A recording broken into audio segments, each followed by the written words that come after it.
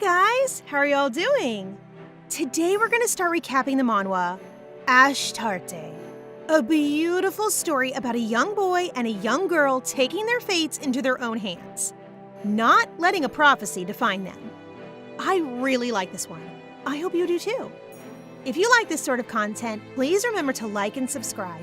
It's a huge help for us, and it allows us to be able to post more videos. Without further ado, let's jump right into the story.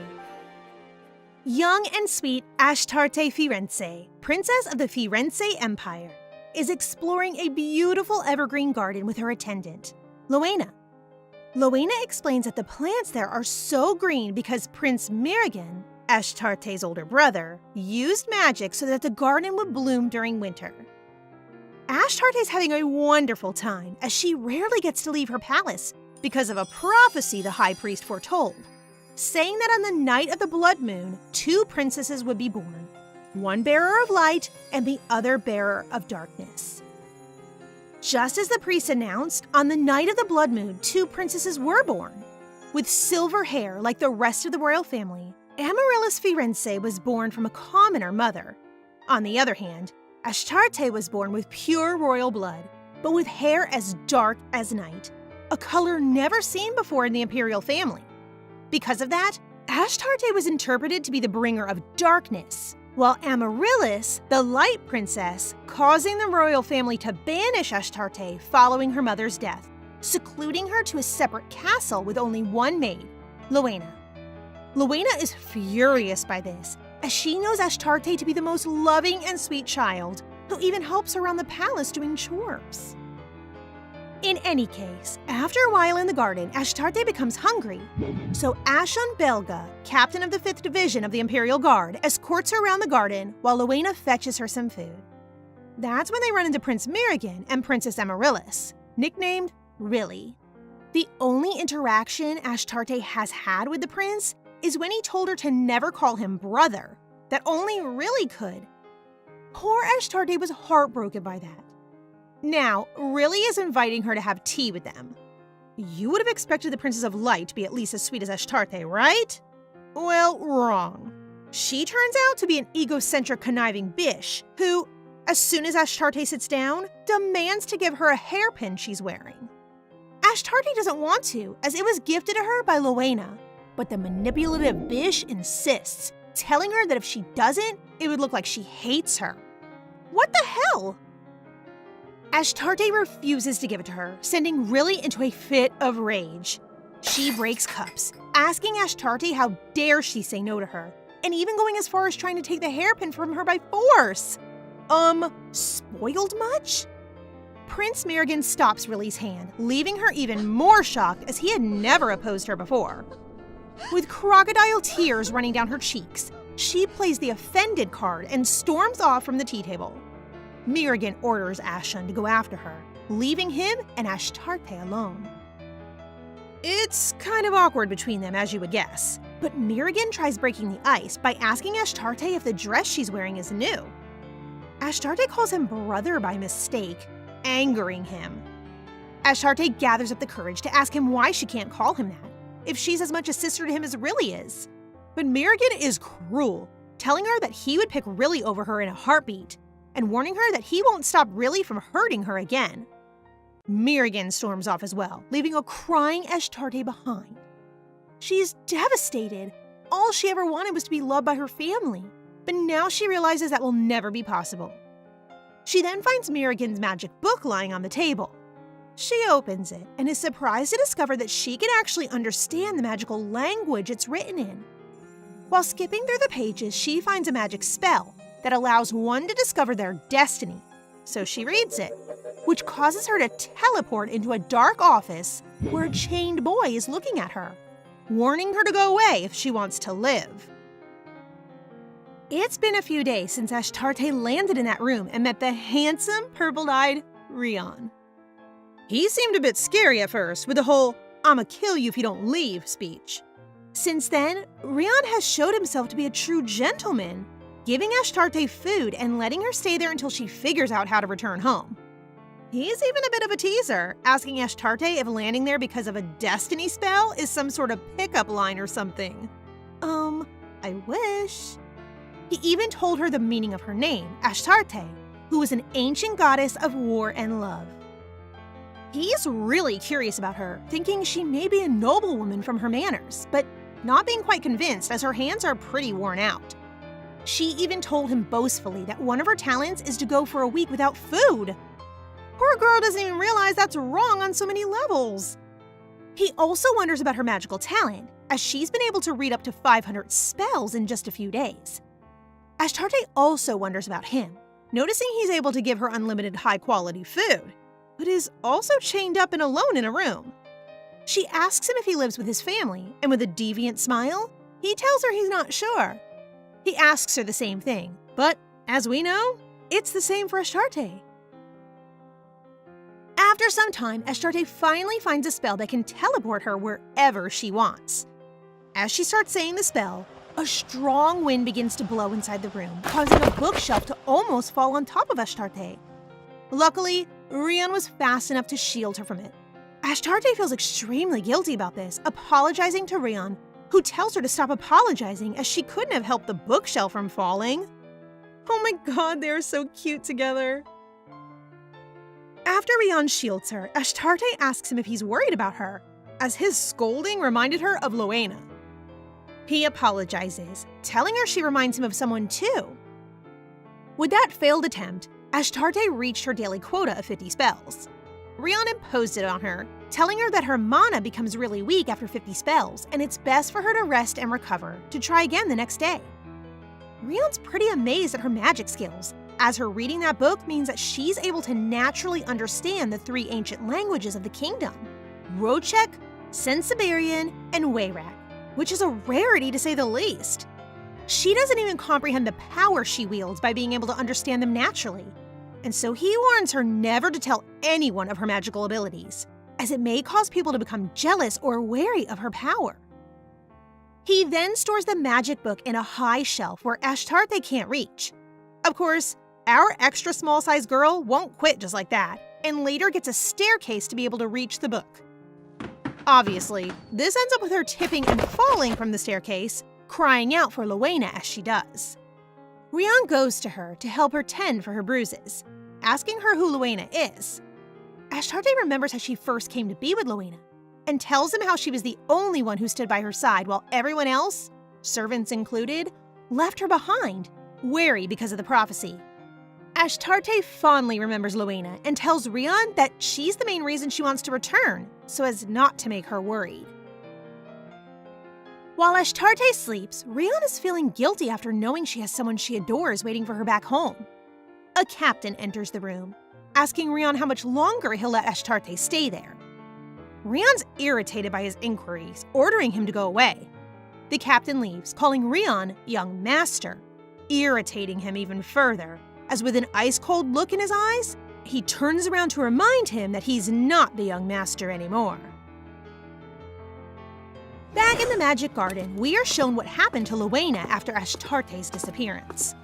Loena was bringing a basket full of food for Ashtarte when she ran into Ashen, running behind Princess Amaryllis and the Crown Prince Mirigan, who had just left Ashtarte.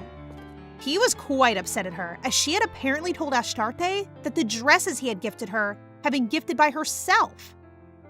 He questions Loena about it, and unable to contain her rage towards him, she replies that he never asked her to tell the princess they came from him.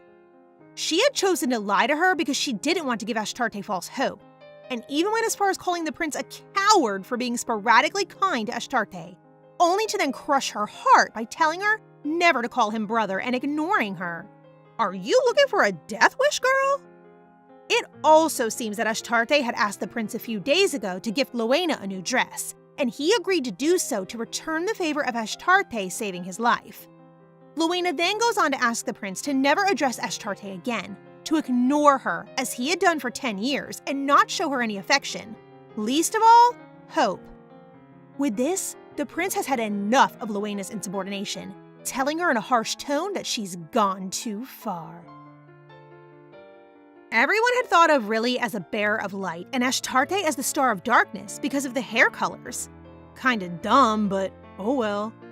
Even her 2 brothers, Mirigan and Noah, Mirigan's younger brother, Because of that, they've never seen their sister for 10 years. But it seems that Mirigan's idea of her began to shift lightly after she apparently saved his life, after what seems to be an assassination attempt. Noah came to Mirigan's study to tell him that he tried following the perpetrator but had no luck. And coincidentally, here's when Mirigan made the request for the dresses for Luena, and even added dresses for Ashtarte, leaving him quite surprised at his brother's gesture. Back in the garden, Mirigan seems to forgive Luena's life, telling her that it's the first and last act of mercy he'll have towards Ashtarte, given that he noticed how dear Luena had become to her. He then leaves. Snapping out of her shock, Luena grabbed Ashen and asked him where Ashtarte was. He told her to go look in the gazebo, but we all know she had already disappeared by that point.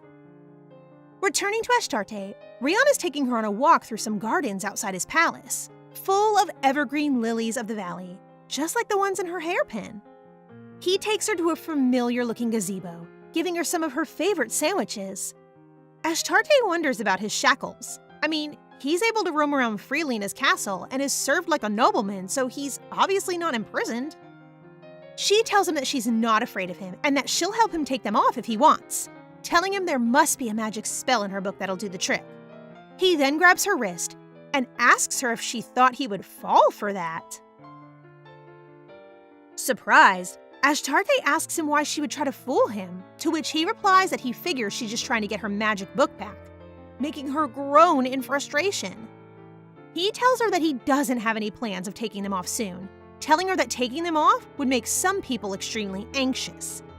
Ashtarte asks him if he plans on wearing those shackles forever, and he tells her it might be possible, which really upsets her and causes her to shout at him, telling him he can't live forever in hiding. It's then that we are told that, in fact, Ashtarte remembers everything from her past life and is actually a reincarnation of a servant who was bought by a viscount to entertain his children. They were cruel, harming her physically for amusement, and even went as far as killing her by poisoning her food.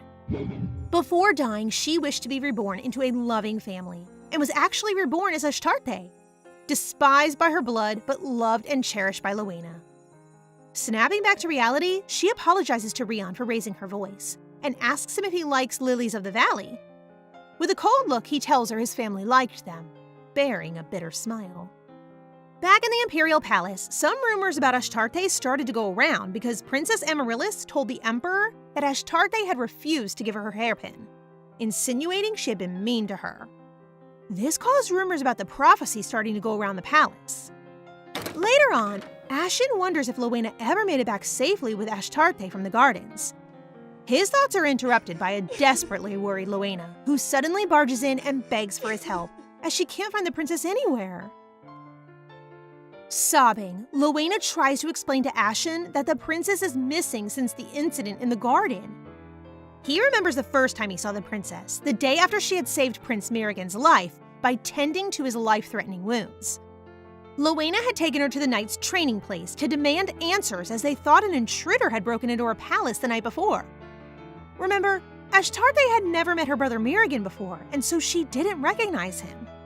That's when Mirigan entered the room as well, thanking Ashtarte for saving him and asking her what she wanted as a reward. That's when she originally asked for Luena's dresses, and Ashen had noticed how everyone seemed to change after meeting the princess, even Prince Mirigan. Ashen strongly hugs Luena so as to calm her down. I don't know about you guys, but I'm really shipping them right now. And after she's calm, leaves to go search for the princess. In the Imperial Castle, some maids are interrupted by Prince Noah while they are looking for the most talented craftsman to make a hairpin for Amaryllis. It seems that after bad-mouthing her half-sister, she had asked her father, the Emperor, for a hairpin just like Ashtarte's. The Emperor, of course, then sent out a nationwide search for the finest hairpin for Riley. Noah walks past them, who then continue their chattering, not realizing he can still hear them. They're talking about the rumors that have been spreading about Riley's encounter with Ashtarte. Word's gone out that the prophecy has already begun, as it is said that Ashtarte had been cruel to Riley, even trying to hit her so as not to give her her hairpin. We know that's not true, though, and it seems Noah also questions its truth, as he had met Ashtarte before and doesn't think she's the kind of person who'd do that. They met once before while he was lounging outside the palace, while Ashtarte was waiting outside the kitchen for Luena to return with food. He overheard her talking to herself, saying that nobody loved her because she was all dirty. Curious, Noah approached her and kindly gave her his royal cape to wear. He was surprised by Ashtarte's reaction, who said that the cape was too lavish for her. Before leaving, he told her that he had hoped that they would meet again. He's so sweet. In Mirigan's study, he is woken up by a nightmare of his own late mother whipping him, telling him he had to become merciless in order to be the best emperor in history. This had happened a lot in his childhood, before she died from a sudden illness, and clearly left him traumatized. After her death, he wasn't too interested in the prophecy, but after insistence on behalf of the high priest, he met Riley, and after seeing her, he really hoped she'd be the light the prophecy claimed her to be. However, now he's starting to mix up the images of Riley and Ashtarte in his head. Ashen barges into his office to inform him of Ashtarte's disappearance, telling him she's been missing since after he saw her at the garden. Mirigan's heart throbs. Seems he's feeling a bit guilty and worried about Ashtarte, which really upsets him as he thought he hated her.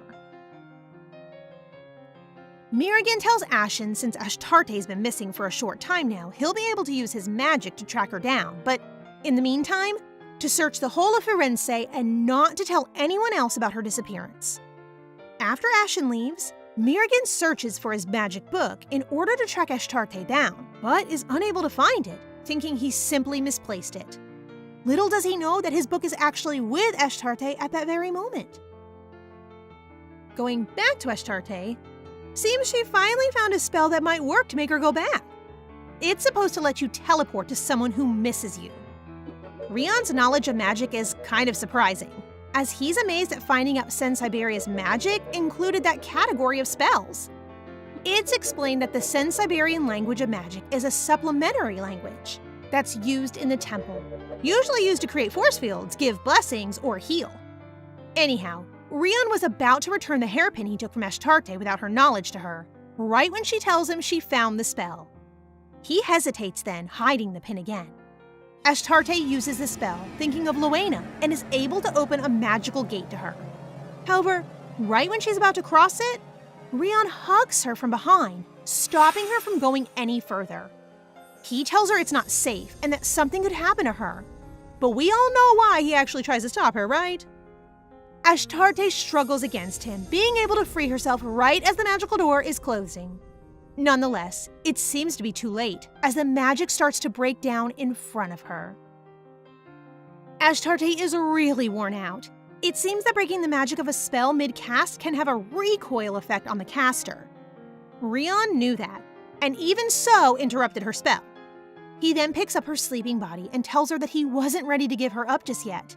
However, we see that he said that on purpose, just to ask Captain Kylos Enkavan, captain of his knightage, if saying that would convince him that he would not harm Ashtarte. The captain seems to be highly worried, and Rion questions him if he's worried about her or about him, asking him if he's afraid he'll go on a mad rampage again. It seems it's happened to him before, even giving him the nickname, the Slayer of Elframon. The captain just tells him that the lady has to go back home, as she's not from that country. Back in the Imperial Palace, Luena wakes up with a jolt. She actually heard Ashtarte calling out to her, but woke up too late. She breaks down again, blaming herself for Ashtarte's disappearance and feeling guilty as she promised a lady, probably the late Empress and Ashtarte's mother, that she would look after her. She then hears a knock at the door. She hurriedly goes to open it, hoping it's Ashtarte, but finds it's Ashen. She drills him for new information regarding Ashtarte, but is surprised when she sees Prince Mirigan appear from behind Ashen, wanting to ask Luena questions about the missing princess. Luena asks Mirigan what he's doing in the Empress Palace, residence of Ashtarte, as the High Priest had ordered him never to set foot there. It seems the High Priest has a lot of influence and power in the Empire, which grew a lot after his prophecy when the princesses were first born. However, Mirigan has already been there once. That time Ashtarte saved his life, and he feels everything started to go wrong since then. The day Mirigan was attacked, the High Priest came to visit him in his study. He said he had word from God, which said an attacker would threaten Amaryllis' life that day, and so he commanded Merrigan to protect the light of the Empire. Merrigan asked him why he had put such a responsibility in his hands, to which the High Priest replied that it's because he's the most powerful sorcerer in the Empire. Merrigan doesn't think he is, though, as he knows his younger brother Noah to have more power and talent than him. The High Priest also told Merrigan the princess was waiting to have tea with him. Merrigan went looking for Riley, and just in time it seems. He found an intruder breaking into the palace and trying to kill Riley with a sword. Merrigan interceded just in time, but the intruder recognized Merrigan and said he knows he's skilled at road check offensive magic, then telling him he's learned a new spell himself. Merrigan is wary, as using magic without a protective shield could harm Riley and the maids. The intruder then casts the spell, and Merrigan is able to form a shield around Riley and the maids. Merrigan was badly wounded by the intruder's spell. It seems the intruder was too, as his spell hadn't been carried out properly because it wasn't translated correctly. Merrigan was aghast, as he had never heard of that language before. The intruder had used a Wayrak spell, a language Merrigan can't read. So if the intruder is able to master the spell, he fears he won't be able to protect Riley. And so he went chasing after the escaping attacker, hoping to catch him and extract information from him. However, he blacks out and wakes up again at the Empress's palace, with the sleeping Ashtarte hugging his arm. How can you not love her? She's so cute! It was his first time meeting her, and he couldn't contain himself and almost caressed her head. However, he stopped himself, as images of his torturous mother commanding him to be merciless invaded his mind. So he just left her there sleeping on the floor. He figured he'd never see her again, but he did the other day at the Nightage. And everything started to change since then. Luena lets them come in, and both Merrigan and Ashen are appalled at their living conditions, with the castle literally crumbling down. Luena explains that they didn't have enough funding to fix it. She's tried asking the palace for money, but she's never heard back from them. Merrigan feels a sting in his heart, probably because of pity and guilt. Luena then takes them to Ashtarte's room, also pretty run down, which appalls Merrigan even further as he never knew a princess was living under such conditions. He's shown Ashtarte's wardrobe full of old and tattered dresses, and he suddenly feels embarrassed after remembering how he had shamed Ashtarte for having covered him in an old carpet when he was wounded, now realizing that was the cleanest cloth she had. He then finds Noah's cape, the one he had given Ashtarte when he met her, remember? And demands Luena to tell him where they got it from. He recognized the cloak as Noah's and wondered why he never told him he met Ashtarte. Luena then tells him she tried countless times to get Ashtarte to throw it away, but she wouldn't, deeming it the first gift she ever received from her family. She had asked her why she still loved her family, even if she had never met them. And she told Luena that she can't change her feelings. She told her that she taught her that, to love unconditionally. This girl really is pure kindness. Merrigan then asks Luena if the reason she lied to Ashtarte about the dresses was because of not wanting to get her hopes up, and she tells him that's right. We see now a deeply guilty Merrigan thinking back on how he ignored Ashtarte for so long, even though she needed him. He confesses that he actually wanted to see Ashtarte again and was glad to encounter her in the garden.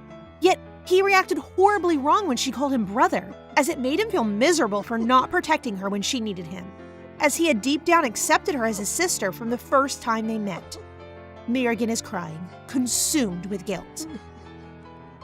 Ashtarte wakes up in Rion's palace, being looked after by him as she recovers from the broken spell. She doesn't seem to remember what happened, and Rion tells her to rest for the day as she had really harmed herself. When he's about to leave, she stops him and begs him to stay with her for just a minute longer, apologizing for being so stubborn. Rion, moved, sits next to her and tells her he'll stay until she falls asleep, but angrily demands to know who told her that asking for company was a stubborn thing to do. He's getting really protective there. Ashtarte tells him that she was just scared of asking for too much, fearing that he would hate her and leave her, like her family did. Rion laments Ashtarte's pain and even offers her to stay with him in his palace longer. Ashtarte seems to be tempted by his offer, but Rion then admits that it wouldn't be fair for Luena.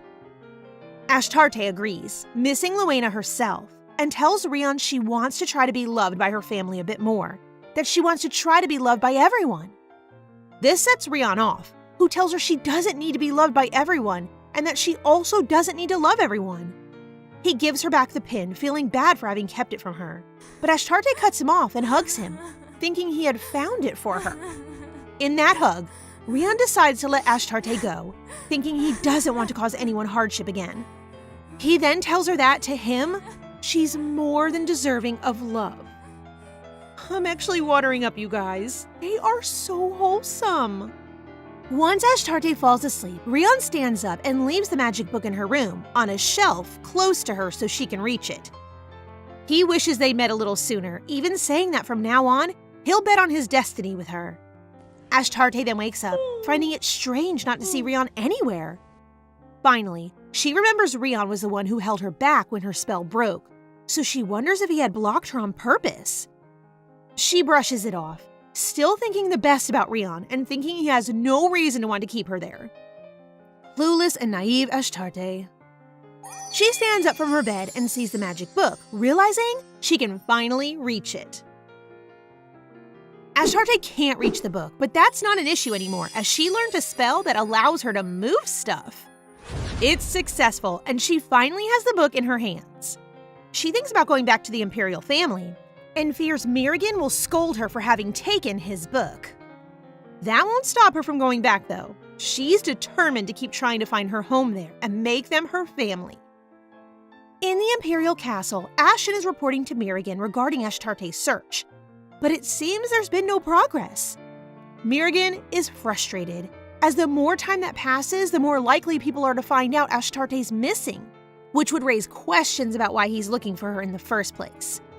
Merrigan asks for Noah's presence, and once in his office, tells him he wants him to do something without anyone finding out. He asks him to use his magic to find Ashtarte, confiding in him about her disappearance. Noah asks him why he's searching for her, if Merrigan's always ignored Ashtarte's existence, to which Merrigan replies that from now on, and if she'll allow it, he'll keep her close by. Aww, seems someone's heart has defrosted a bit. Noah asks him if it would cause conflict with the High Pope, who's always forbidden him from meeting her, and Merrigan tells him that that's why he must keep it a secret and be discreet. He then asks Noah about why he hasn't been wearing his cape recently, and is surprised to hear Noah lie. He tells him that it got dirty, so he threw it away. Furious, he asks him why he gave it to Ashtarte, and Noah asks him in return if it's in order. Seems Noah was a bit traumatized by their lunatic mother as well, who brainwashed him to always follow Merrigan's orders. In any case, Noah keeps his mouth shut, and just as he's leaving, tells Merrigan that even if he had ordered him, he wouldn't have told him. My, look at the influence Ashtarte has on people. Ashen goes to meet Luena in the Empress's palace. She's been waiting for him. Ashen thinks she looks thinner than before, worrying that she hasn't been eating properly. Luena interrupts Ashen before he can say anything about Ashtarte's search. She tells him she already knows he doesn't have any new information on her, and asks him not to go tell her every time he has to hand in a report. She confesses to him that it's getting really draining for her, as she's tired of getting her hopes up when seeing him go to the palace, just to have them crushed every time. This hurts Ashen, who only wants to help her and can't help but confess to her that he'd just returned from calling Prince Noah, and that he's sure that with his help, Merrigan will definitely find Ashtarte. Remember, though, that Merrigan had asked Ashen for his discretion. This doesn't seem to improve anything for Luena, who's deeply lost in her grief and longing for Ashtarte. She asks him if he knows the value of something precious, telling him that usually it's only found when lost. She wishes that this would finally allow Prince Merrigan and Ashtarte's family to realize her value, even though she's heartbroken about her disappearance, hoping that maybe she could be less resentful towards them. Looking at how affected Luena is about Ashtarte's disappearance, Ashen swears internally to never find anything precious. Ashtarte tries the spell that worked last time around, but nothing happens. She worries she ran out of mana for good with all of her previous attempts. In the meantime, Rion is having a meeting with Joshua Nohays, Prince of the Nohays Empire, He seems nice enough, insisting that he would eventually remove the chains from Rion, seeming to feel guilty about them. He even tells him he'll rinse his name, removing the nickname he's been given since the incident 2 years ago as the Butcherman of Elferman. Before the incident, he used to be called the Joker of Elferem, as he was the heir of the Elferem family, one of the 3 most powerful families of the Nohay's Empire. He discovered when young that he had a special power, and when trying to show it to his younger brother, ended up accidentally amputating his leg. He felt so guilty after that he never left his room again, even though his family made constant attempts to see him again. He feared they would hate him for what he had done, and he wouldn't be able to stand their hateful looks. It was clearly quite the contrary, and they were actually trying to reach out to him, but his guilt was too much. He even would have preferred for them to hate him from the get-go. His father told him to never show that kind of power to anyone and to never use it again. He may end up hurting more people, and the wrong people might try to use him for their advantage. However, a year after his accident with his brother, the Emperor of Nohay's called for a meeting with him. His father warned him about the Emperor, telling Rion to not budge about not using his powers ever, as the consequences may be catastrophic. Before meeting the Emperor, Rion's father asks him what he believes a good emperor is, and Rion replies that a good emperor should be a fair ruler who isn't shackled by his positions or connections. And so, they went to the meeting with the Emperor in the Imperial Palace, where he first met Joshua. There, the Emperor told him that he had heard interesting rumors about him, with a quite sinister smile on his face. It seems there's been an internal feud between the royal family and the Elferim clan, as they've been a powerful family even before the Nohay's family became emperors of that land. The Emperor tells him he's heard rumors about Rion being able to read Wayrak magic and can cast extinction spells. This utterly shocks Rion, who thought it had been kept a good secret up until then. Rion freezes in place, raising even more suspicions from the Emperor. Rion's father speaks for him, telling the Emperor that Rion is a normal human, but he doesn't buy it. To push Rion into using his magic, he then stabs his father in his leg, telling Rion that if he wants to save him, he should start using his magic. Rion is horrified, but still won't budge. Noticing this, the Emperor then shows Rion that he has taken his mother and his younger brother as well, and the Crown Prince William, Joshua's older brother, uses magic to cast a guillotine that kills them both, right in front of Rion. The Emperor then stabs Rion's father in the heart, and Rion can't take it anymore. He casts a Wayrak spell, causing 2 magical swords to almost kill the Emperor and the Crown Prince, all while young Joshua was hiding, in fear of his own family, behind a column. The Emperor marvels when seeing Rion's power, already thinking of how he can use him to conquer Firenze and the whole continent.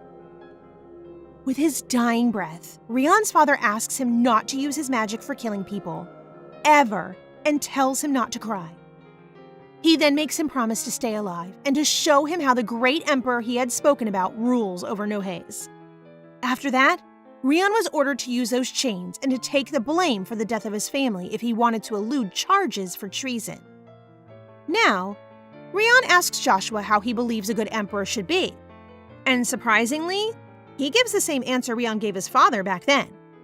Rion remembers Ashtarte's words, imploring him to not live in hiding, and his father's words as well, and tells Joshua he doesn't intend to live in hiding any longer.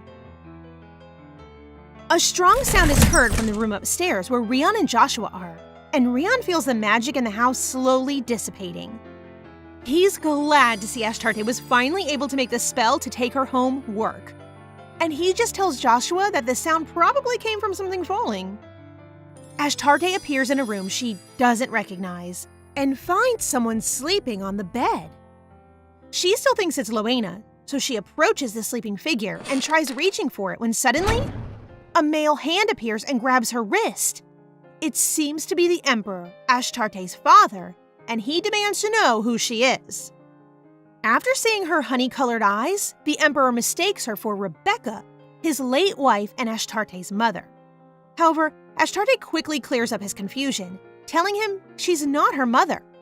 Now realizing he's before his daughter, he stands up and tries to reach out for her, but Ashtarte is terrified of him, fearing he may punish her or harm her. So she quickly uses the spell again and is able to open a portal to Luena.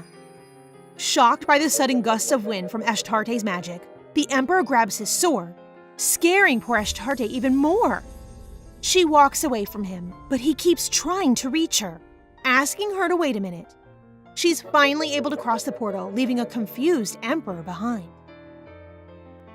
Ashtarte finally lands with Luena, who at first can't believe her eyes and thinks she's dreaming. When she realizes it's reality, she rushes to hug Ashtarte tightly, both of them breaking down and crying on each other's shoulders. Ashtarte notices Luena is thinner than before, and Luena, amidst sobs, begs Ashtarte to never leave her again. Ashtarte tells her she won't, also admitting she missed her horribly. Later on, Ashtarte tells Luena how she disappeared and reappeared again, and tells her about her newfound magical abilities. Luena is extremely surprised, as it's very rare for someone to be so proficient in ancient languages, even more so considering the lack of formal education Ashtarte received. She then makes Ashtarte promise her to never tell anyone aside from her about her powers, even going as far as threatening to never make her favorite sugar milk again. How dare she! Even so, Ashtarte has already decided to never use magic again, even though she kinda misses Rion, as she fears she won't be able to go back home again. In the main Imperial Castle, Mirigan has received news about Ashtarte's reappearance. He immediately sets off for the Empress's palace to go see her, but his aide, Kale Burmuz, is continuously trying to convince him not to go. He tells him it's too late to form a relationship with her and that he won't be able to amend the 10 years he ignored her. But really, what he fears is that the head priest finds out about Mirigan now meeting with Ashtarte and causing public opinion towards Mirigan to turn sour. Remember, the high priest has a whole lot of power in the Empire. Even so, Mirigan ignores him. To Kale's misfortune, even Prince Noah shows up, wanting to join Mirigan in going to meet Ashtarte. Even Ashen shows up, meaning to go see the princess, and Kale can't help but join them too. Look at how influential Ashtarte is! Go, girl! Ashtarte puts on one of her old and used dresses, even in the cold weather, wanting to save the one she thinks Luena gave her for a more special occasion. She then tells Luena about Rion and how he helped her and looked after her, even telling her that he told her that she had been named after an ancient goddess.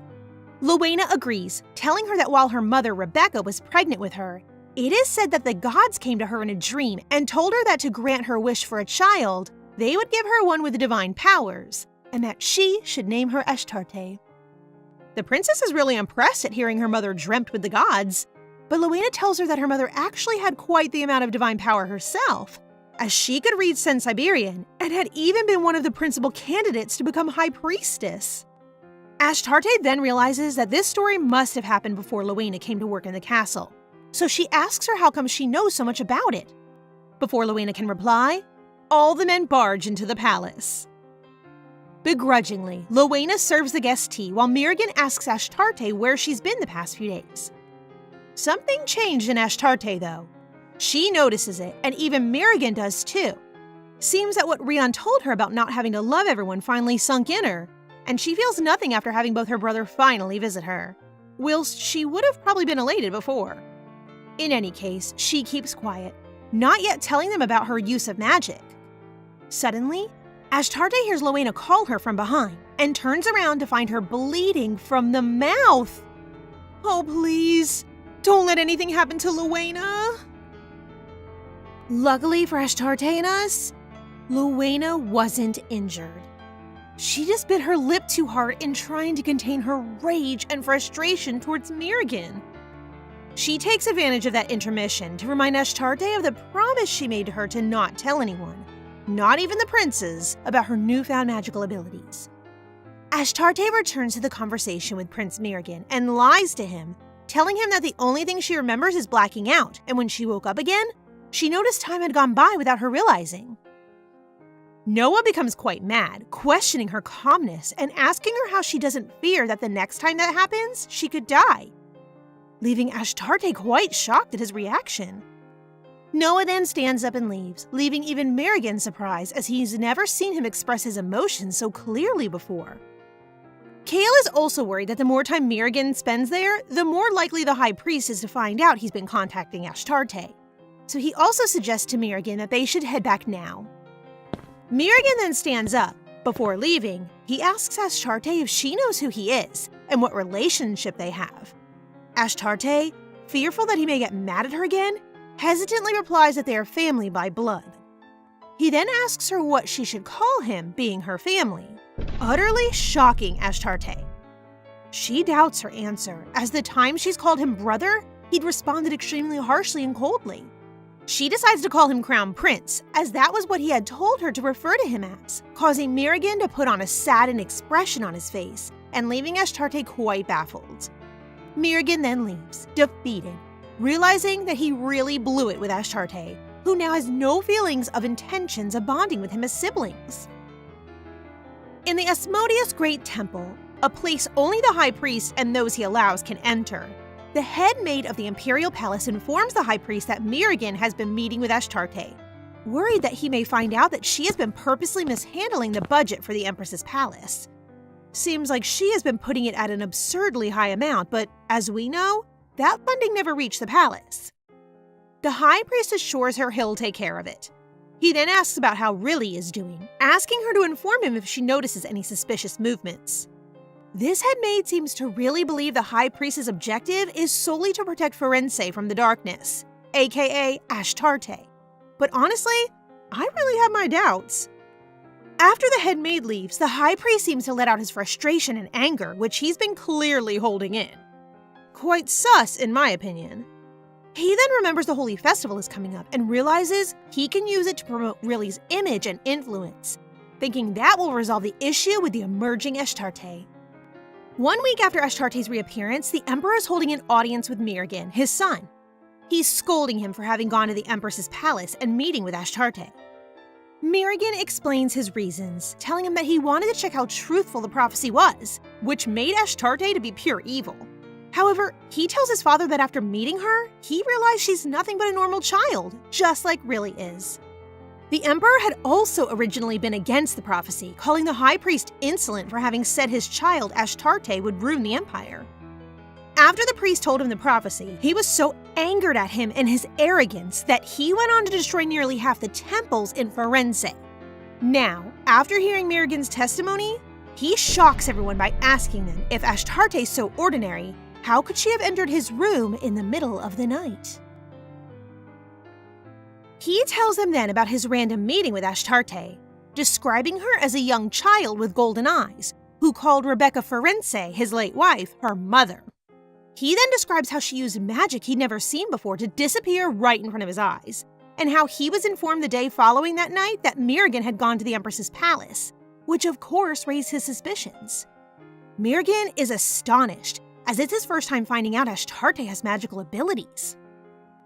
In the Empress's palace, Loena's made Ashtarte beef stew for breakfast. Seems like after the princes visited them, they have never been short on food again, not needing to go to the royal kitchen to beg for leftovers and scraps. Prince Mirigan has been funding their food himself, leaving Loena happy that Ashtarte can finally feed right, but it's still not enough to take her resentment for them away. I mean, she's totally right. They did ignore her existence and leave her alone and starving for 10 years straight, so... It also looks like Loena also noticed Ashtarte's changed feelings for the princes, her family, as she noticed her eyes were completely emotionless when they came to visit them after her return. Ashen then appears, carrying an invitation for Ashtarte from the Emperor to dine with him, shocking both Ashtarte and Loena. Poor Ashtarte's quivering in fear, as she fears he'll want to kill her for having appeared in his room in the middle of the night that time. She tells Loena she doesn't want to go, spitting out diverse excuses that don't seem to be convincing to neither Loena nor Ashen. Loena fears she's become afraid of the outside world, while Ashen blames himself for her fear of leaving the palace, as he feels he failed to escort her properly that time in the garden. Ashen sternly tells her not to worry, even unsheathing his sword, assuring her that if anyone makes her feel uncomfortable, he'll take care of them himself. Ashtarte tries to think of a better excuse, and ends up deciding on faking a stomachache. This seems to work, but results in the Emperor sending stomach medicine to her in return. It's been 5 days since the Emperor's first invitation to Ashtarte, and he's been sending her daily invites ever since. Ashtarte's already used every illness in the book to try to get off the hook, resulting in the Emperor sending her every medicine and supplement known to Firenze, basically. The Emperor invites her again, and Ashen, already up to speed on her excuses, asks her what she wants him to tell him this time. She can't think of anything new, and just tells him she really doesn't feel like going today, nor ever. Ashen is quite distraught, asking her what should he do to get her to go outside. He clearly feels deeply guilty and blames himself for Ashtarte's uneasiness to leave her home, even though we know that's not true. Ashtarte finally realizes, dismayed, that her avoidance of the Emperor has been troubling Ashen greatly, thinking that maybe each time she declines it, it's he who has to take the responsibility and is maybe punished by the imperial family. She remembers that was usually how it went for her in her past life, always blamed for other people's mistakes. Ashen notices her shaking and, removing his glove, offers his calloused hand and reassures her that he won't let anything happen to her and that he'll protect her. So looking at how hard he's trying to get her to leave and how honest he seems, also not wanting to cause him any more trouble, Ashtarte finally takes his hand and agrees to go meet the Emperor. That's when Ashen realizes, just as Lowena had predicted, he's found what's precious to him: Ashtarte. Honestly, I can't understand how no one has realized by now that Ashtarte's the light rather than Riley. I mean, the girl completely conquers the heart of anyone she meets. Ashen escorts her to a tea table in the gardens where the Emperor is waiting for her. Ashtarte wonders why, after all of these years ignoring her and leaving her to rot in the abandoned Empress's palace, everyone in her family has suddenly become so persistent in trying to contact her. Poor girl had just made peace with her situation, and now everything is changing again. The Emperor tells her she really looks like her mother, asking her if she knows what she did to him, telling her that he's still enraged by it to this day. Ashtarte is confused, and he tells her that as soon as she realized she was pregnant with her, she left him, telling her he's convinced that she never loved him and that all she wanted was to have a royal child. Ashtarte comes to the conclusion then that her father's hate towards her was born out of his hate for her mother. However, with her newfound strength and empowerment, she faces him head on, asking him if that's the reason she had to grow up with him hating her and telling him that it wasn't her fault. This startles the Emperor, but before he can respond, an Imperial guard runs to him, reminding him that he was late to the council meeting. Before leaving, he asks her if she resents him too, but to his surprise, she tells him she used to, but not anymore. Apparently, hearing what happened between him and her mother sort of made her empathize with him. Honestly, this girl is too pure for the world. Hurt and looking quite guilty, he asks her why she doesn't resent him anymore. But before Ashtarte can reply, the guard hurries him to the meeting. Ashtarte thinks about it though, and she realizes it's because she finally realized who her true family is: Ashen and Lowena, the only people who've always and unconditionally been there for her. You go, girl. It's about time you reclaim your peace and happiness. In the council meeting, the heads of the most important noble families of Firenze are discussing the preparations for the upcoming Holy Festival. The Emperor informs them that Lord Isaiah Sen Siberia will be personally visiting Firenze during the festival. Lord Isaiah is the Pope's only legitimate child and his main successor, noble of the last remaining holy nation in the continent, Sen Siberia. One of the nobles present, Marquess Carlos, suggests to everyone that this time around, instead of one of the princes, Princess Amaryllis should escort him and guide him around Firenze, wanting to show him her supposed divinity. He seems to be looking for Riley and Lord Isaiah to form some sort of relationship, thinking this may bring wealth and prosperity to Firenze. Marquess Carlos upsets the Emperor by calling Riley Firenze's one and only morning star. The Emperor is ticked off by this, asking him why he calls her Firenze's only star. The Emperor, quite bothered, reminds everyone there of Ashtarte's existence. Marquess Carlos is shocked to see him mention Ashtarte, as he thought the Emperor was the first person who wanted to forget about her existence. Even so, he apologizes as he doesn't want to be on his bad side. Seems the Emperor caused quite the uproar when he took his charges as, with a just but harsh hand, he sent to kill all the corrupt and unuseful nobles in Firenze. The Emperor then tells Carlos to do as he pleases about the matter of Isaiah's guide, as long as Riley agrees, of course. In Mirigan's study, he's speaking to Noah, who's telling him of the Emperor's meeting with Ashtarte. Mirigan wonders if his father is interested in her because she looks like Rebecca, or because he's changed his mind about her in the prophecy. Seems Noah was also called by the Emperor for questioning about having gone to the Empress's palace, but he tells Mirigan he told nothing to the Emperor. Mirigan thanks him, but Noah tells him not to as he acted on his own will, telling Mirigan he's interested in Ashtarte, but in his own way. Whatever that means. The head maid then enters Mirigan's study.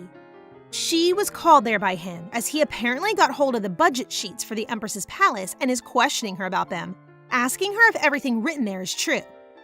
The head maid thinks back on her encounter with the high priest, who said he would take care of the issue, but is still afraid to answer Mirigan's question, which further raises his suspicions. The maid is extremely afraid.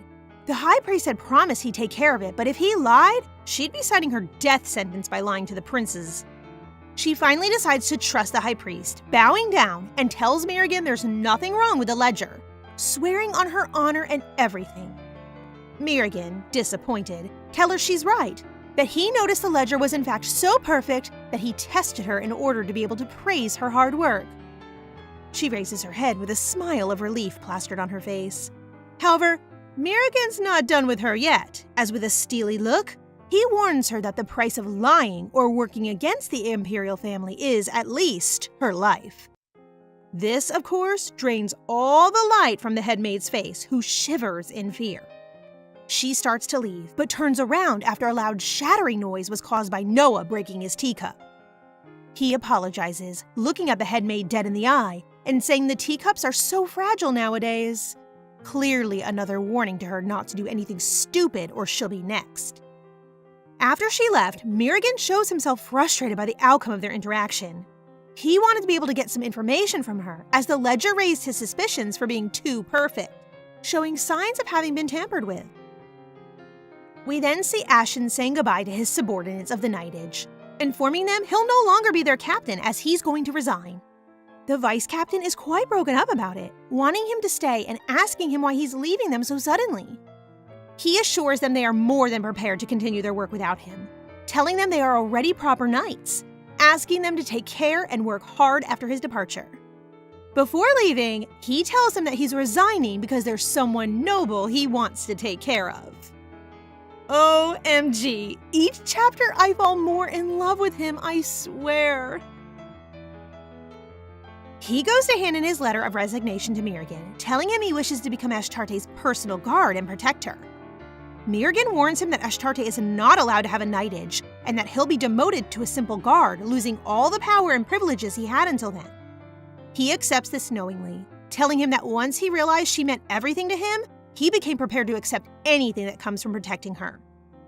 Mirigan then accepts his resignation, but asks him for one last favor before he leaves the Imperial Palace. He gives them 3 information sheets on different people: the daughter of a house in financial crisis, 2 twins with scarred faces, and a girl whose family name disappeared. He asks Mirigan who these people are, and he tells him that they are candidates to serve Ashtarte in the Empress Palace.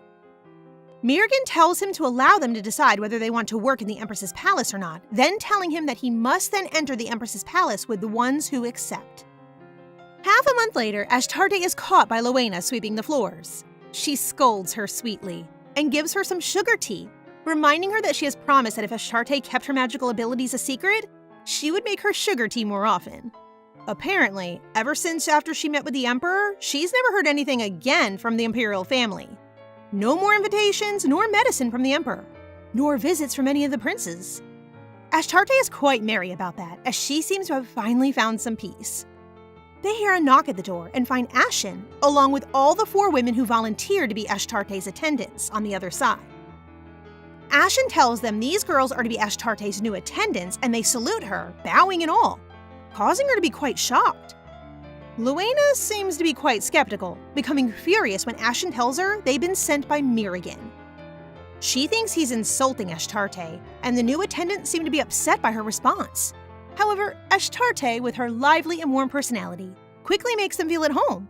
She introduces herself and asks for their names.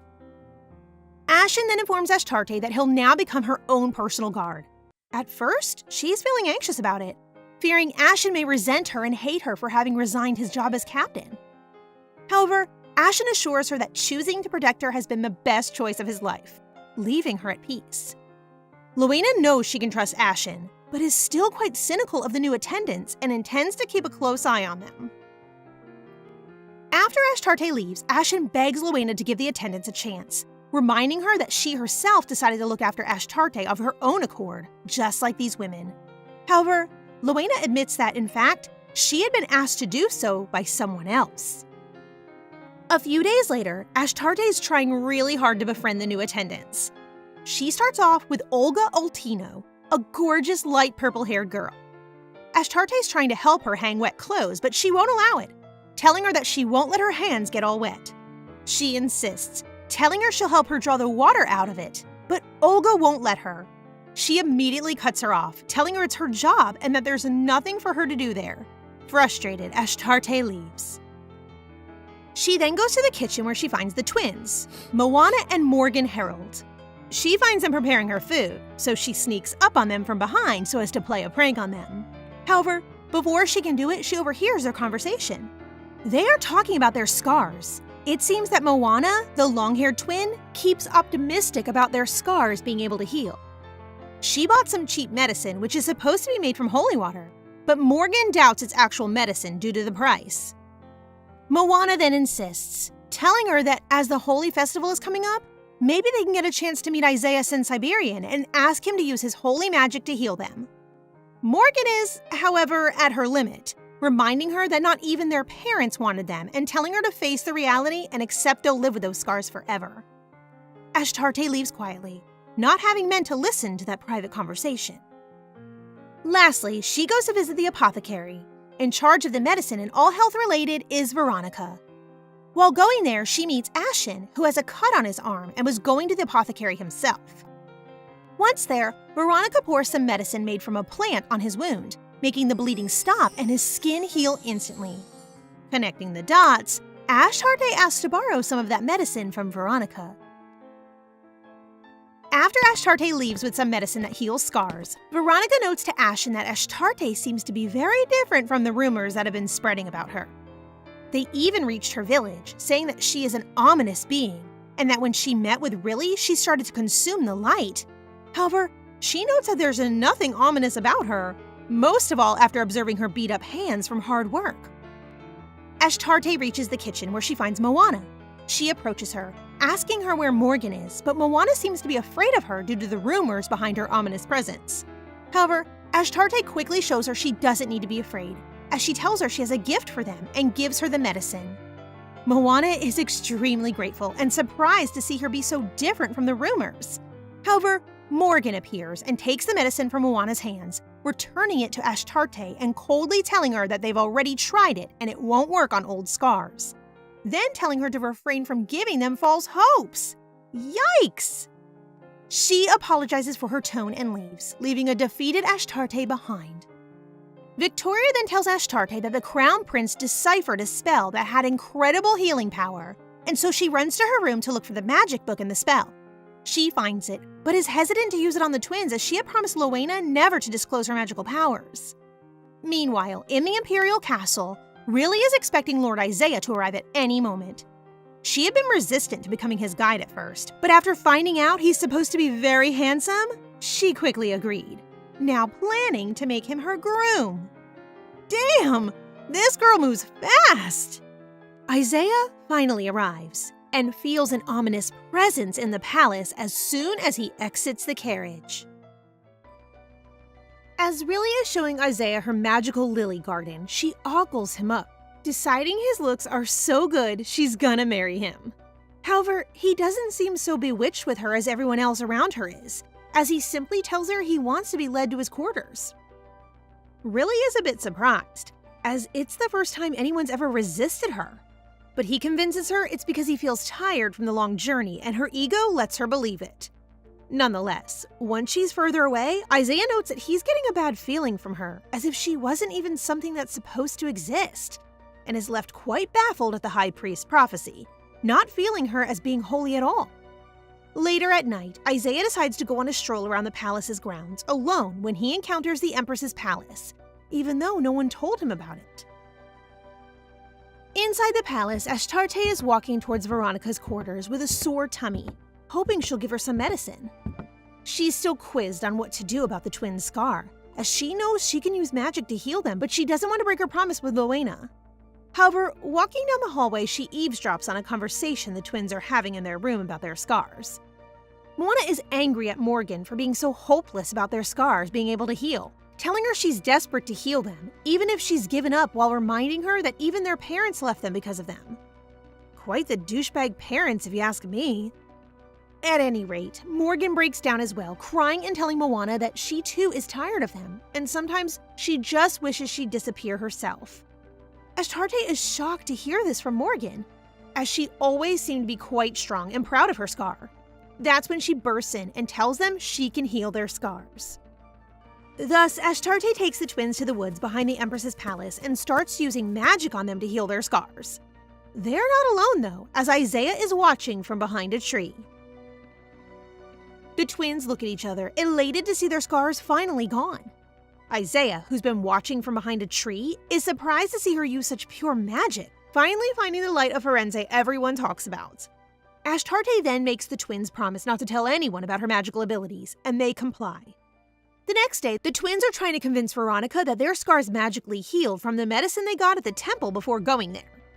She's reluctant to believe them, as it hurt her pride as an apothecary, but the twins won't budge. Luena, however, seems to realize Ashtarte had a hand in healing the twins' scars, but she says nothing about it. Later that day, Ashtarte decides to return the magical book to the Crown Prince and the cape to the second prince, hoping it will dissuade her from using more magic, and will make Luena happy to see her move on from the prince's affection. She asks Ashen to escort her to the Imperial Palace, and on the way there, he asks her to talk to him more informally, hoping she'll start treating him as family. As they approach the palace, Ashtarte notices no one's paying attention to her being there, and Ashen tells her they're probably too distracted by the presence of Lord Isaiah. It's the first time Ashtarte hears of him, and she's quite intrigued by the rumors that he has a holy appearance. Finally, they arrive at the door of the Crown Prince's office. She hears them talking through the door about her. Mirrigan is questioning Noah about the time he told him he got rid of his cape because it was dirty, asking him if he'd instead given it to Ashtarte. She hears this and is heartbroken as she thinks even Noah considers her to be dirty. She drops everything on the ground and runs away while tears flow down her cheeks. The princes hear that sound and are alarmed, but it's too late. She's so hurt she decides that'll be the last time she'll cry because of them. Mirrigan and Noah open the door to only find the cape and the magic spellbook thrown on the floor. They wonder what she could have possibly heard to make her react in such a way. And then Noah realizes she probably heard Mirrigan say he'd thrown the cape away because it had gotten dirty. Noah's shook, worried she may have heard that, and now hates him based on a misunderstanding.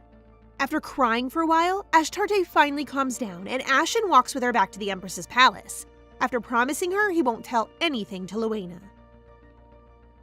In the Imperial laundry room, some maids are gossiping about Lord Isaiah, wishing to be able to see him and his rumored holy appearance.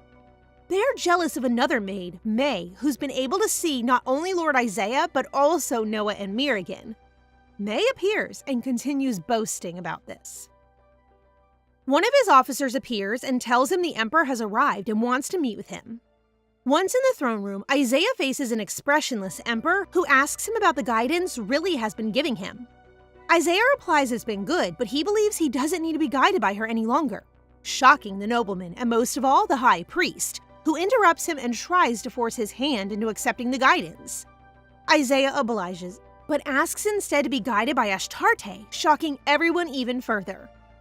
Harrowham starts going off about how Ashtarte is the darkness of Firenze, and finally, the Emperor interjects, ordering him to shut up. He asks Isaiah why Ashtarte, and he says he just wants to meet her, but the Emperor doesn't trust him at all, as he's a priest. The Emperor then tells Isaiah one of the princes will guide him, and Isaiah seems satisfied with this option. Noah then steps in, offering himself to be Isaiah's guide. The High Priest is utterly displeased with how things turned out, thinking Isaiah is sabotaging his plans. But Isaiah is not fond of the High Priest either, getting from him the same feeling of meeting something non-human he got when he met Riley. We are shown the conversation between Mirigan and Noah that led to Ashtarte being hurt. In fact, Noah has gotten angry at Mirigan for saying that he'd thrown his cape away for being dirty, still trying to not tell him he gave it to Ashtarte. It seems Noah's trying to gatekeep Ashtarte from Mirigan, feeling as though he's always taken everything that was his away from him. He remembers how he felt their mother gave all her affection to Mirigan, as well as Riley's affection and recognition for their magical talent. He feels as though Mirigan has always taken them all for himself. Thus, he told him he had thrown the cloak away to prevent Mirigan from gaining any interest in Ashtarte. But now it's all become a huge misunderstanding.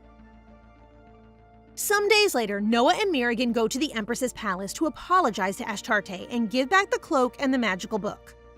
They are received by Ashtarte, but she bears a cold, expressionless look towards them now. She asks them to take those things back with them, but Noah just asks her if she heard the conversation between him and his brother. Noah tries to clear things up, telling her that it had all been a misunderstanding and that he didn't think she'd be hearing them. However, this only enrages her further, asking him if she hadn't heard them, he'd still be talking like that behind her back. Noah freezes, only being able to apologize to her. Mirigan then interjects, telling her they came to apologize and begging her to let things return to how they were before. Ashtarte laughs, telling them she's grateful for what happened as it made her realize a lot of things, and that nothing will go back as it was before. Mirigan then gives her another magical book as an apology gift, asking her to accept it and telling her they'll be going now. Ashtarte stands up, asking them to take the gifts with them, but they ignore her, still doing as they please. Later on, Ashtarte, the twins, and Ashen are outside in the garden of the Empress's palace, trying to plant some plants in the barren land.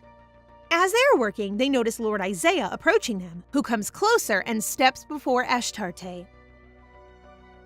In the tea room, Isaiah asks to speak alone with Ashtarte, and even though they don't know him as he's the Prince of Sen Siberia, they can't refuse him. Once alone, he asks her if she healed the twins' scar, telling her he saw her. He tells her he won't tell anyone if she knows how to use magic, and she makes him pinky promise, just like Luena taught her. She tries threatening him, telling him that he'll face harsh consequences if he breaks the promise, as she's said to be the darkness of Firenze. Isaiah doesn't buy this at all, feeling as though she's the most radiant person he's ever met. He then ties a golden ribbon around her pinky finger, telling her that it is a tradition in Sen Siberia to give another person a ribbon that represents oneself during the holy festival, where back in Sen Siberia, it's called the Celebration of the New Star. Ashtarte is gleaming while learning about another country's culture. He then leaves, and Ashtarte is left marveled by him. She feels he's a bit strange, but ultimately a good person. He even asked her before leaving to call him Isaiah rather than His Holiness next time they see each other. Isaiah then returns to his officers and tells them he was busy giving someone a ribbon.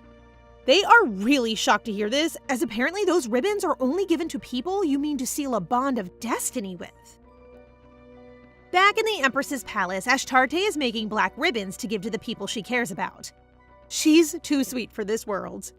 The next morning, Luena informs her there's going to be a visitor coming later that day, and she seems to be really attentive that everything is in order when they arrive. Finally, he arrives, and it's none other than Luena's father, Baron Gwen Juarez. Him and Ashtarte had never met in person before, but she's been looking forward to this meeting for a while, as he's the main reason they'd been able to live in the Empress's palace with no funding. While having some tea, Gwen tells Ashtarte she resembles her mother a lot, especially her eyes. He came there because he thinks it's time to give Ashtarte something. He's told Luena it's finally time to keep his promise, as he fears Ashtarte's mother's vision will come true and Ashtarte will be killed.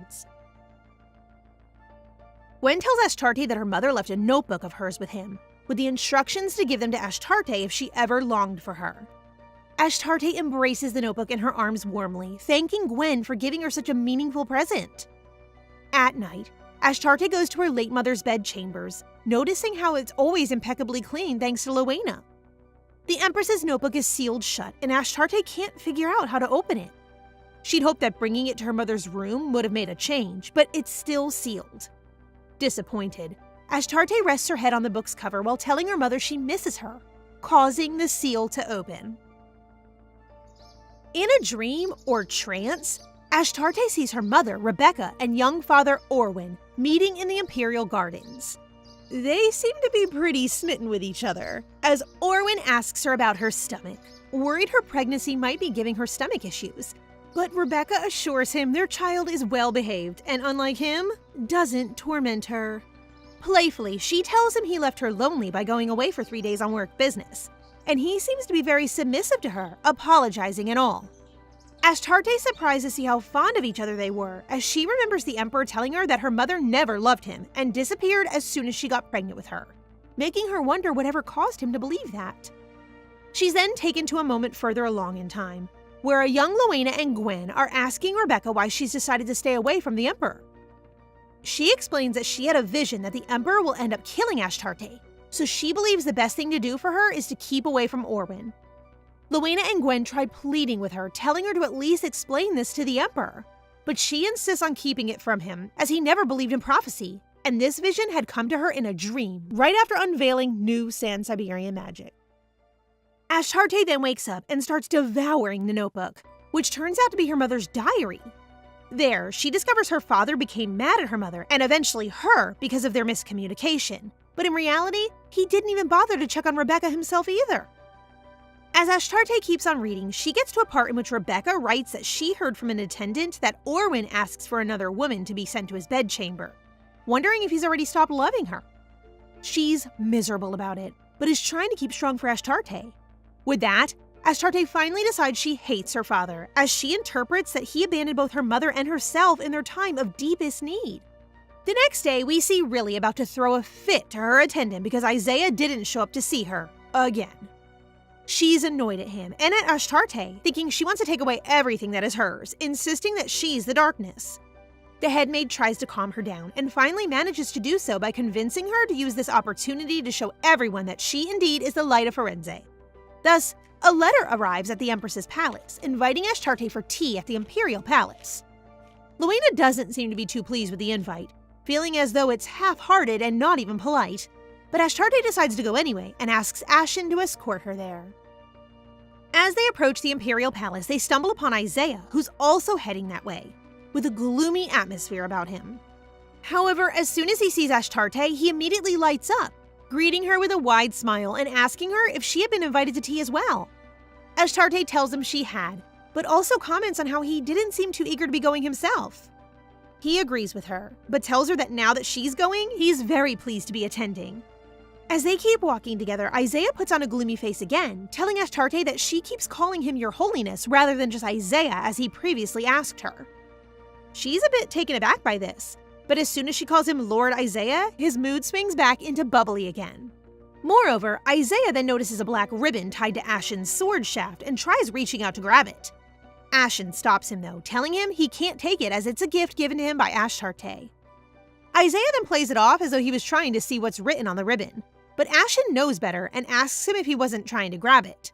Without denying it, Isaiah just turns to Ashtarte to ask her if there's a ribbon for him too, and she confirms there is, but she left it in the Empress's palace as she didn't think she'd meet him there. Ashtarte's also thinking about another person she wants to give a ribbon to, Rion. Finally, they arrive at the door for the tea room. To their surprise, the whole Imperial family is sitting there, and everyone seems shocked to be seeing one another except for Riley. She poses as being happy to see her, but as soon as she notices she came with Isaiah, her expression changes as she asks him if they came together. Ashtarte senses she has to be cautious about her answer, but before she can say anything, Riley notices her new hairpin, which was also given to her by Gwen from her mother. The Emperor also seems to notice the hairpin, and furious, he demands to know where she got it from. Ashtarte's really shaken from this whole situation, wondering why on earth they would call for her if they were going to treat her so horribly. Riley, being the egocentric brat she is, tries shifting attention to herself by telling Ashtarte that her new hairpin isn't as pretty as the one her father got for her, boasting about how expensive it is. Nonetheless, the Emperor doesn't seem moved by this at all and insists on asking Ashtarte where she got the hairpin from. Starting to get annoyed herself, she responds firmly that it's hers, but the Emperor just tells her it's not as he gifted it to Rebecca. Now yelling, she exclaims that it's something her mother left for her, but the Emperor is so consumed in his own narrative that he can't bring himself to believe that Rebecca kept it for all those years, as it would suggest she loved him rather than hated him. This makes Ashtarte furious as she realizes he'll never be able to see how much her mother truly loved him. So, She makes a firm statement to all those present, telling them that she'll stay in the Empress's palace and won't leave it from there on after. She continues by saying she won't go out if they don't want her to, and as she knows they hate her, she asks them not to pay any more attention to her. Apart from Riley, who seems quite pleased with how things are turning out, everyone else there gets upset by her decision. Noah even jumps up, telling Ashtarte he doesn't hate her. Nonetheless, Ashtarte turns to face them again, coldly, telling them she's the one who hates them now. As they are heading back to the Empress's palace, Isaiah asks her if she's okay, but Ashtarte seems to be happier than ever, relieved to have finally expressed her true emotions towards her family. Isaiah also asks her what she meant when she mentioned the 10 years. Apparently, after declaring her hatred for them, Mirrigan asked her what they could do to gain her forgiveness, and she replied by telling them that they could do as she did and wait for 10 years. Therefore, she explains to Isaiah that for the first 10 years of her life, she never met her family due to the oracle, which in turn makes him think she hates him if she resents the god which sent down the oracle and him for serving it. Immediately, Ashtarte tells him she doesn't hate him, calling him one of the good priests and making him smile. Finally, we get to see Rion again. He's having a meeting with the second prince of the Nohay's Empire in his office in the Elferman estate. There, he tells the prince he wishes to start a blood revolution to take down the current emperor and reinstate someone who's a worthy leader. The prince seems a bit shaken by this, but it's no surprise to him as he's the one who gave Rion the list of the noblemen supporting the current emperor. Apparently, even the prince can't stand his father as he's a very immoral ruler, selling people off for slavery to foreign lands, killing people for even sending petitions to the palace, and much more. Thus, he's willing to aid Rion in taking him down and helping him become the new, just emperor. Some days prior to his meeting with the second prince, Rion has asked his servant to do some research on Ashtarte, and he finally found out she is the second princess of Firenze. Given that Firenze is a strong nation, Rion's plan to reunite with Ashtarte is to build Nohay's into a strong empire as well so that they can meet again as equals. Back in the Empress's palace, there is an alarming hard knocking on the main door. Ashen goes to check on who it is, and to his surprise, it is none other than Lucas, followed closely by the captain of the 5th Guard, Alec. Lucas explains that he tried stopping him, but it was no use. He came all the way there to ask Ashen to return to the Knightage. Ashen, however, is adamant in staying as Ashtarte's guard. Alec accepts his response quite easily and takes his leave, telling Ashtarte they'll meet again. Ashen is not too convinced about his response, as he knows him to be a determined man. In the twins' chambers, they are retying the ribbons given to them by Ashtarte when Olga bursts in, demanding to know if their scars have been healed by Ashtarte. They are shocked. Morgan asks her what she plans to do with this information, and she replies that she'll report it to the Crown Prince. She hopes that if everyone knows Ashtarte can read ancient magic, then her reputation will improve, and thus Olga can clean her own family name through her. Morgan stops her there, coming closer to retie her ribbon, while telling her she sounds like she's trying to sell out her master for greed, reminding her that she is one of Ashtarte's people as well. Meanwhile, the head maid of the Imperial Palace is meeting with the High Priest to report that the Emperor appointed the 5th Guard as Ashtarte's personal knightage. Completely outraged at this, as Riley was the only one with that privilege before. The High Priest cuts her off, reminding her that Ashtarte had promised to stay in the Emperor's palace. Thus, he orders her to keep an eye on her movements there, assuring her that the knightage means nothing. Ashen, Luena, and Ashtarte are extremely surprised to see a whole knightage awaiting them outside, led by the Emperor. Alec steps forward and introduces himself to Ashtarte, telling her that from that day on, they are going to be her very own dedicated knightage. The Emperor notices she doesn't look pleased about it, so he asks her what it is that she wants, to which she replies, as cold as stone, that she wants nothing from him. She reminds him that she won't be leaving the Empress's palace, so there's no need for him to start treating her well now. He looks upset, asking her if Rebecca left anything else for her that would make her resent him now. Ashtarte denies so, but he insists, and finally, she asks Luena to go pick her mother's diary from her room. As he devours through its pages, his gaze turns more and more sorrowful. Ashtarte had originally thought that her father didn't have the right to read her mother's journal, but now she thinks it'll suit him well to feel regretful about everything he's done. He finishes reading the diary and returns it to Ashtarte, tears falling down his cheek. Swallowed by guilt, he tells Ashtarte that anything she wants, he'll give to her, so she firmly demands the knightage be removed. However, the Emperor remembers when Alec came to him, requesting to be designated to her, and the sudden worry he felt for her safety after having a vision of her being murdered. Therefore, he forces her hand into accepting them, telling her that if not, they'd lose their jobs. Lastly, as he leaves, she requests him not to approach her anymore to allow her to hate them and heal, which he accepts. Time flies by, and the Holy Festival is at its end, meaning that it's finally the day for Isaiah to return to Siberia. He has one last reunion with Ashtarte, who looks quite disappointed to see him go, making him relieved. He confesses to her that he's relieved because her being sad about him leaving means that he's won her over. But this only makes Ashtarte become more confused. She clearly only views him as a good person, poor lad. But he tells her that he hopes her thoughts about him change next time they see each other, in the next Holy Festival in 5 years' time.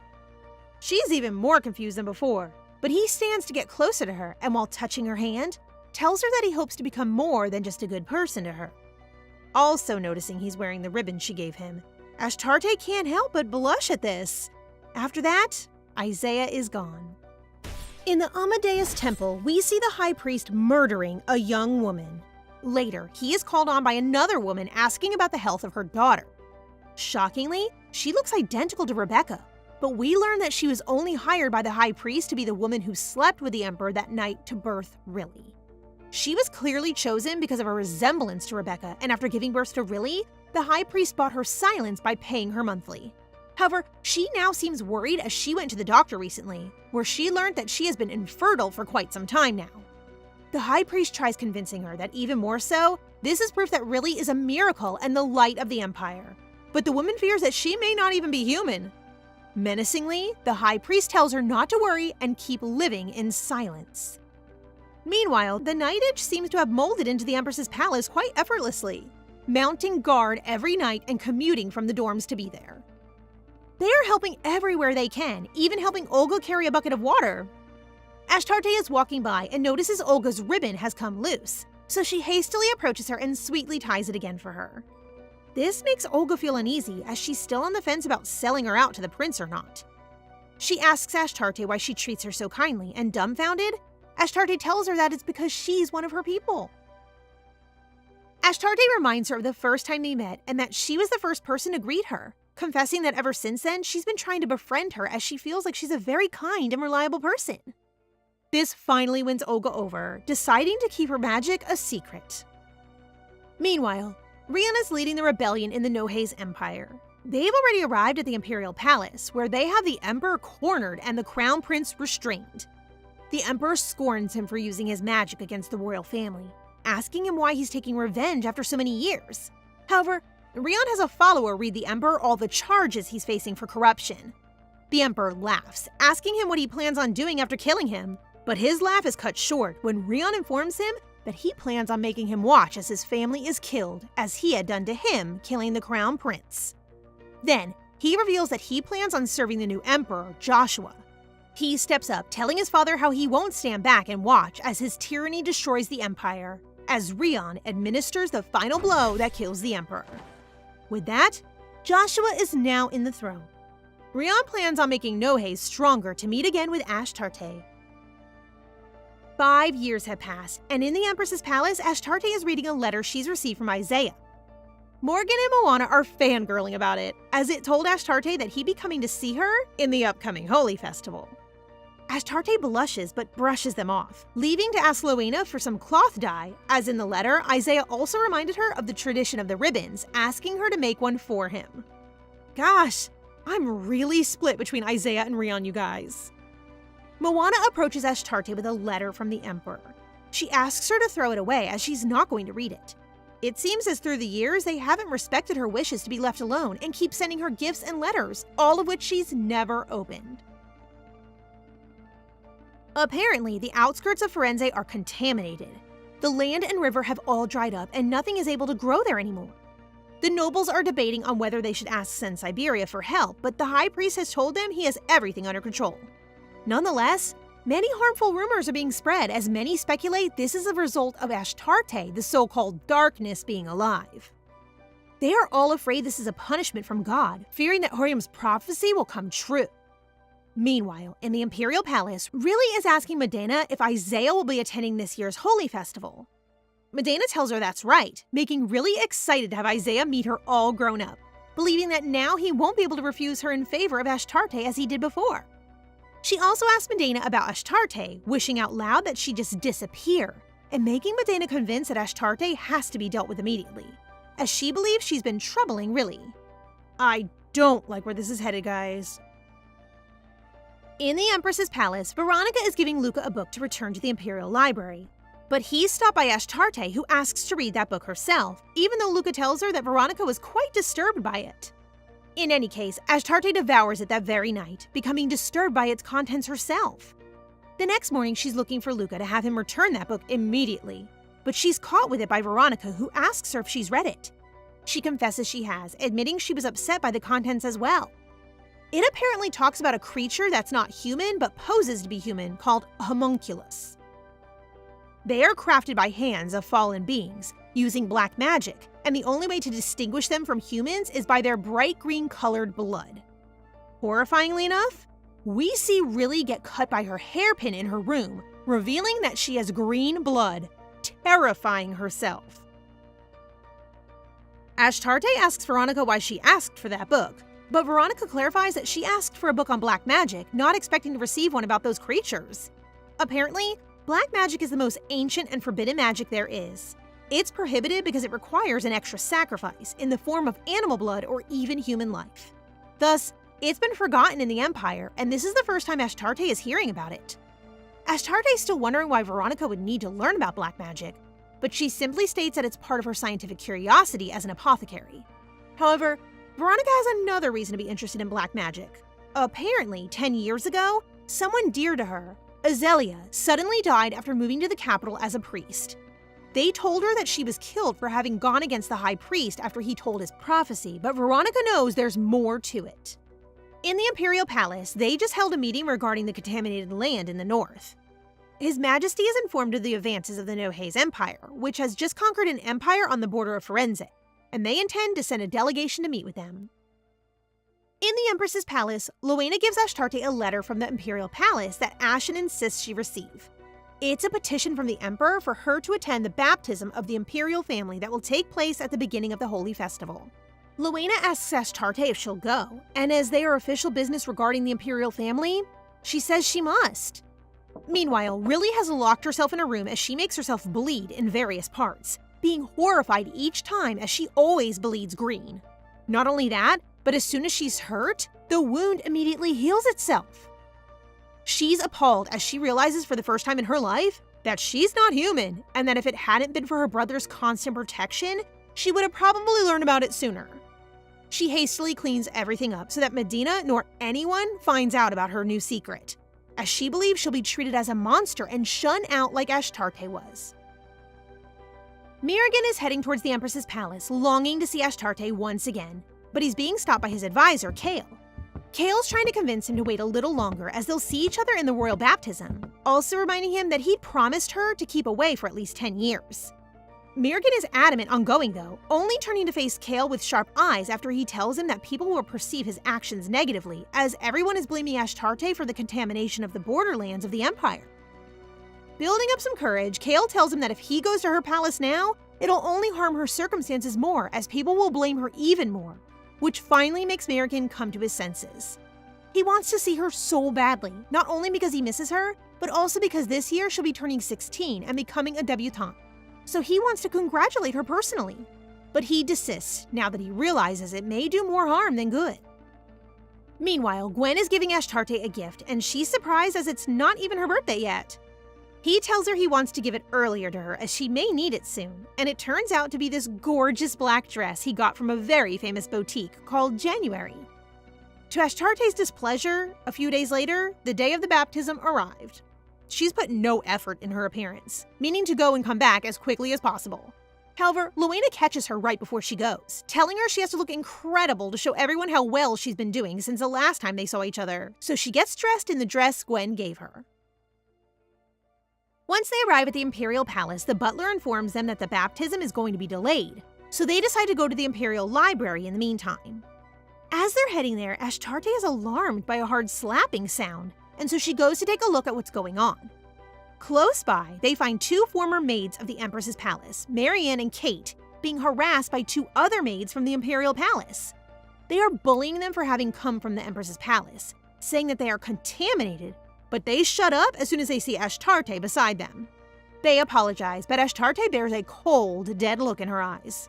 She reproaches the bullies and then asks her former maids what they're doing there. Back when Ashtarte was a toddler, it seems that all the maids but Lowena left her to work for Riley. Nonetheless, Kate and Marianne had missed the timing, so they stayed behind as well. But as soon as they got another chance, they left Ashtarte without ever turning back.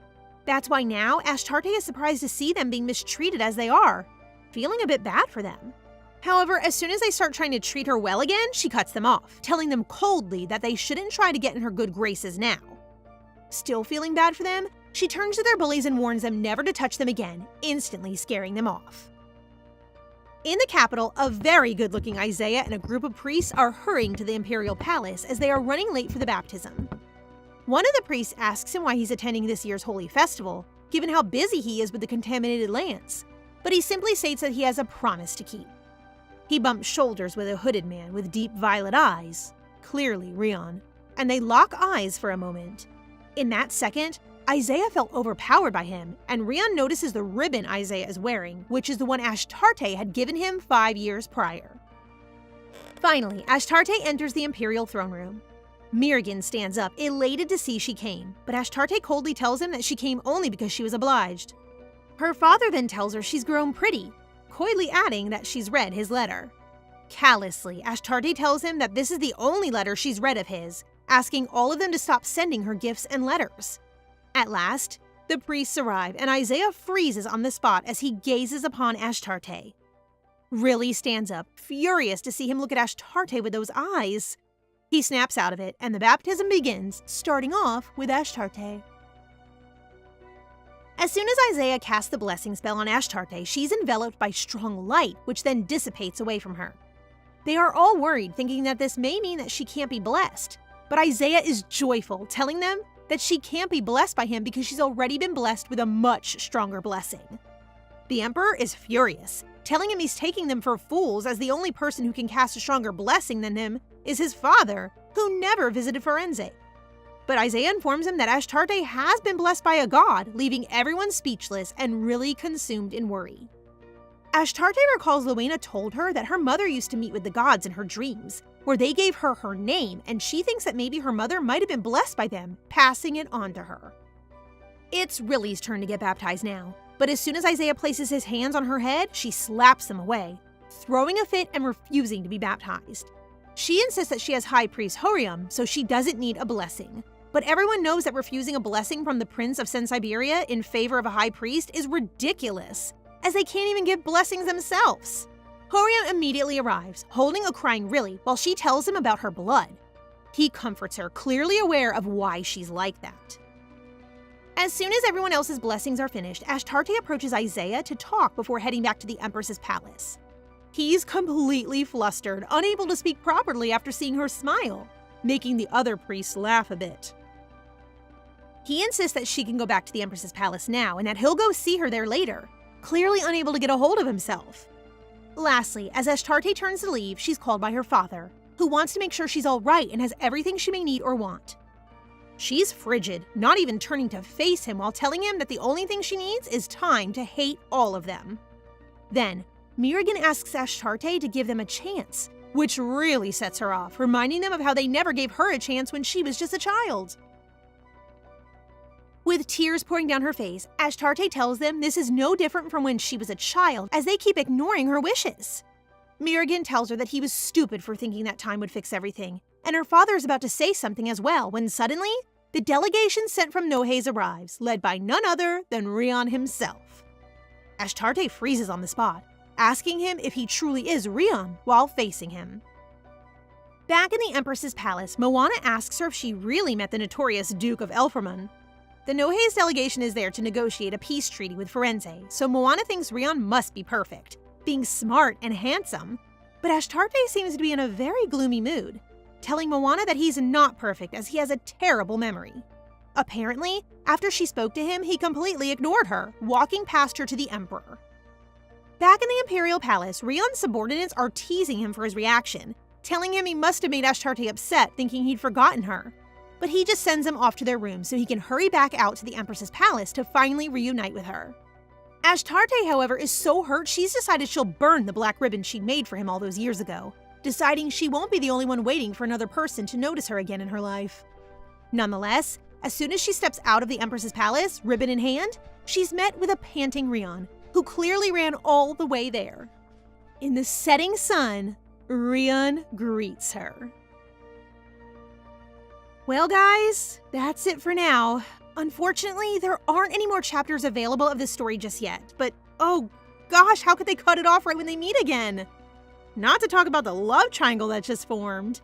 If you liked it, please say so, and we'll keep updating as soon as more of the story is published.